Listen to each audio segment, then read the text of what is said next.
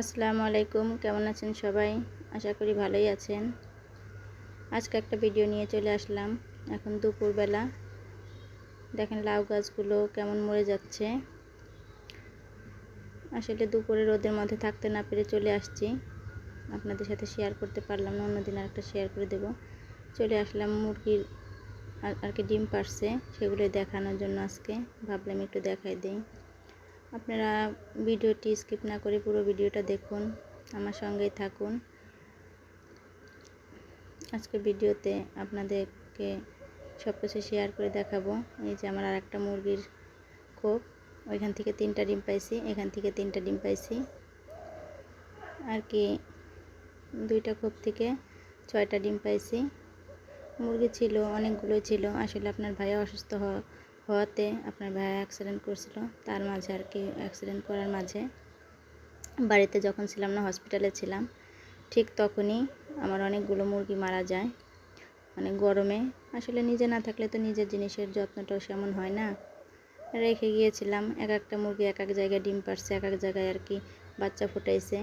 এইভাবেই আর কি চলে আসলাম ফ্রিজে ডিমগুলো রাখার জন্য। আসলে ডিমগুলো আমি ধুয়ে রাখলাম না, ভাবতেছি মুরগিকে কুচো বসাবো, কি করব জানি না। আসলে আমাদের এদিকে সবাই বলে ডিমগুলো যদি ধুয়ে রাখা যায় তাহলে কুচো বসলে নাকি মুরগির বাচ্চা হয় না, মুরব্বীরা বলে, তাই আমরাও সেটাই আর কি মানি। এটা দেখে আপনারা কেউ আমাকে বাজে কমেন্ট করবেন না। আর যারা আমাকে ভালোবাসেন, আমার কাজগুলো পছন্দ করেন, তাদেরকে অসংখ্য ধন্যবাদ। ডিমগুলো তুলে নিয়ে এসে চলে আসি মুরগিগুলোকে খাবার দিতে। এখন দুপুরবেলা, মানে আছে কয়েকটা মুরগি আসছে, ওদেরকে ডিম দিচ্ছে, খাইতে দিচ্ছি, ওরা ডিম পাড়ছে। তো ওই সাদা মুরগিটা দেখতে পাচ্ছেন, ওই সাদা সাদা ছিট ওই মুরগিটা হচ্ছে অনেক লক্ষ্মী আমার একটা মুরগি। ওইটাই আমার প্রথম মুরগি, মানে প্রথম কিনছিলাম ওই মুরগিটা হচ্ছে পুরো 3 মাস ডিম দেয়, একটা না। মানে যার বাড়ি থেকে আনছি সে আর কি বলতেছিল যে আমার বাড়িতে তো এত ডিম দেয় না, তোমার বাড়িতে এত ডিম দেয়। যাক, এটা হচ্ছে রাতের ভিডিও। আপনার ভাইয়ার সাথে একটু ঘুরতে গেলাম, মানে রাতে গিয়েছিলাম।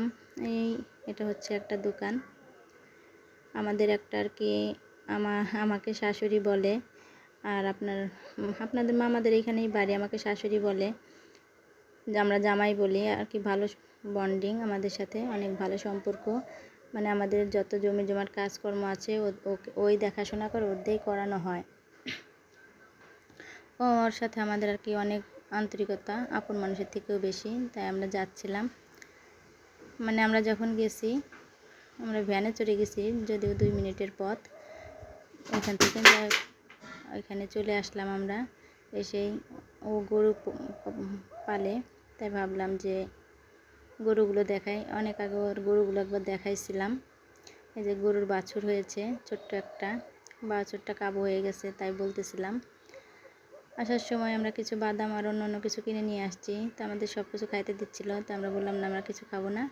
আপনার ভাই আর আমি এখানে বাদাম খাচ্ছিলাম, বসে বাদাম খাচ্ছিলাম, আর আমার ওই মেয়েকে দিচ্ছিলাম।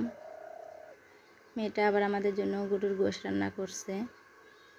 আমরা আসলেও মানে আসার নিয়ত ছিল না আমাদের, আমরা বলে আসিনি, কিন্তু কিভাবে যেন মানে আমাকে ফোন করেছিল আমার এই মেয়েটা, যে মামি আপনি আসেন, আমাকে মামি বলে, আর এই ছেলেটা হচ্ছে আমাকে শাশুড়ি বলে, বলছিল আসার জন্য, তাই আসছিলাম। ভিডিওটি অনেক লং হয়ে গেছে। যদি আমার সাথে থাকতে চান, আমার পুরো ভিডিও দেখতে চান, তাহলে আপনাদেরকে অসংখ্য ধন্যবাদ। আপনারা আসলে আমি গুছিয়ে কথা বলতে পারি না, এর জন্য সরি। এই যে আমার ছোটো মেয়েটা, মানে ওরা আবার গেছিলো ঘুরতে, ওদের সবাইকে ঘুরতে পাঠাইছিলাম। ওরা ঘুরে টুরে এই মাত্র আসে আর কি বসলো। এটা আমার মেজো মেয়ে, ওটা আমার বড় মেয়ে। ছোটো মেয়েটার একটা বেলুন নাকি কিনছে, ডলফিন মাছ, ওইটা আর কি ফুটাই ফেলছে, আনতে আনতে গাড়ি থেকে ফুটাই গেছে। এখন ওর আব্বুর কাছে দিচ্ছে, যাবো এটা আমার করে দাও, ফুলাই দাও। তা ওর আব্বু কী করবে, ওকে সান্ত্বনা দেওয়ার জন্য একটু চেষ্টা করতেছে। আসলে এগুলো তো ফোলানো যায় না, নিজের মুখে ফোলানো যায় না। এই যে আমার মেয়েটাকে দেখা যাচ্ছে। আসলে সবাই, আমরা কেউ ফেস দেখায় না, তো এর জন্য আমরা সব অফ ক্যামেরাতেই আছি। আমার মেজো মেয়েটাই যেখানে, মানে ওর ভালো লাগতেছে না, মাথার মধ্যে ঘুরতেছে নাকি গাড়িতে বসে থেকে, ভালো লাগতেছে না, ও আর কি শুয়ে আছে।